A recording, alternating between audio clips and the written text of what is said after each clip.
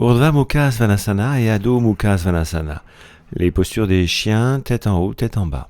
On pourra démarrer à partir de la plat ventre comme on le verra plus tard, mais on peut aussi commencer à partir de la position du chat à quatre pattes. À partir de cette position, on tend la jambe gauche, la jambe droite, et puis on se retrouve dans la position du guetteur. On appuie sur les orteils et sur les mains. Ensuite, on va creuser le dos et révulser la tête. Nous sommes en train de voir la posture du chien, la tête en haut, Urdhva Mukha Svanasana. Mula Bandha, la contraction du périnée, Ketchari Mudra, la langue retournée. Les yeux ouverts fixent un point au plafond, pour le chien donc la tête vers le haut. Au niveau des souffles, il est bien pour la posture du chien la tête en haut de faire un souffle tenu, rythmé en 4 matras pour inspirer, 16 pour la rétention et poumon plein, et 8 pour expirer. Ou un peu moins évidemment quand on débute. On fait au moins 3 souffles en 4, 16, 8. Le Bhastrika est aussi possible comme on le verra plus tard.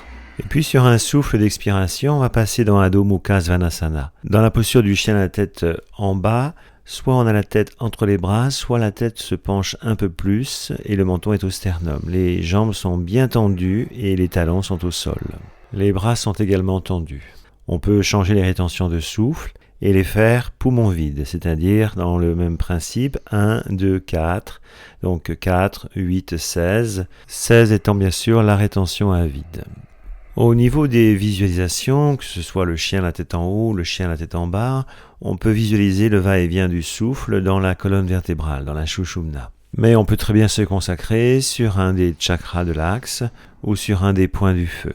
Au niveau des mantras, le Ram durant l'inspiration et la rétention du souffle quand on l'a fait les poumons pleins, et le Ksham durant l'expiration et la rétention quand on l'a fait les poumons vides. Ces deux postures donnent une stimulation efficace de la colonne vertébrale, de tous les centres d'énergie et des points du feu. Elles sont également stimulantes, revitalisantes, donnant une puissante énergie, de l'endurance, de la volonté. Elles soulagent le dos, elles étirent le bassin fessier, les 4 membres, renforcent le système cardiaque et tonifient le système immunitaire. Vous verrez que c'est un peu plus difficile de faire le chien la tête en bas avec le 1, 2, 4 et les rétentions à vide. Il faudra peut-être un peu plus de temps et d'entraînement. Et puis on se laissera revenir sur une expiration dans le à 4 pattes. Il existe une version plus étirée du chien la tête en bas, on pourrait même dire très étirée. On va le voir ici. Les pieds et les jambes glissent encore un peu plus loin, vers l'arrière du tapis. Et la tête sera vraiment basculée vers l'avant, le menton au sternum, et ne sera plus très loin d'ailleurs du sol. Elle s'en rapproche. Pour le chien la tête en bas, le regard fixe, les yeux ouverts, se place au sol entre les pieds. Dans cette posture davantage étirée, on y fait quelques souffles égalisés où on peut reprendre le 1, 2, 4 ou le Bhastrika. Il existe aussi une variante sur une jambe du chien la tête en bas, avec les 2 jambes très droites, l'une tendue vers le sol, l'autre érigée vers le plafond. On pourra y faire bien sûr le Bhastrika, et puis il y aura la rétention, la suspension poumon plein. On peut très bien faire aussi une expiration et une suspension à vide. Et puis on reposera pour faire exactement la même chose de l'autre côté avec l'autre jambe. Souvent la jambe d'ailleurs se placera de manière parallèle au sol ou au mieux en oblique car il sera très difficile qu'elle soit bien verticalisée. Un puissant soufflet abdominal, vision du ventre ou d'un autre chakra ou d'un point du feu.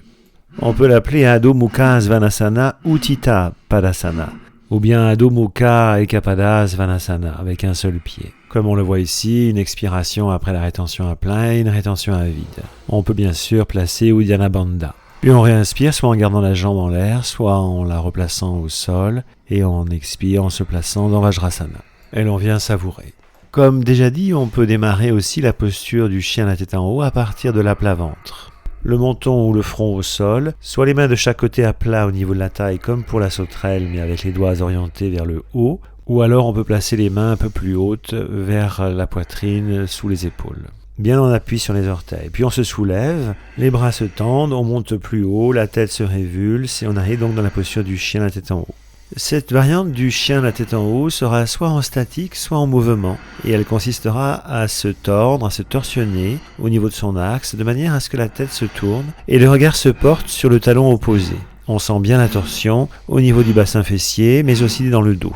Soit que l'on y reste un instant en faisant un souffle, soit que ce soit de manière dynamique et que l'on place la torsion d'un côté puis de l'autre, plusieurs fois, le même nombre de fois, de chaque côté, et plutôt avec un souffle d'expiration quand on se tord, puis l'inspiration quand on revient dans son axe. On peut également pratiquer le Bhastrika, comme on l'a vu ici, et là la dernière rétention, poumon plein dans l'axe. Cette variante, surtout en dynamique, est vraiment bénéfique à toute la sphère abdominale pour la digestion et l'évacuation. Ensuite l'expiration, et on viendra poser le front sur le poing, lui-même sur une main à plat comme habituellement.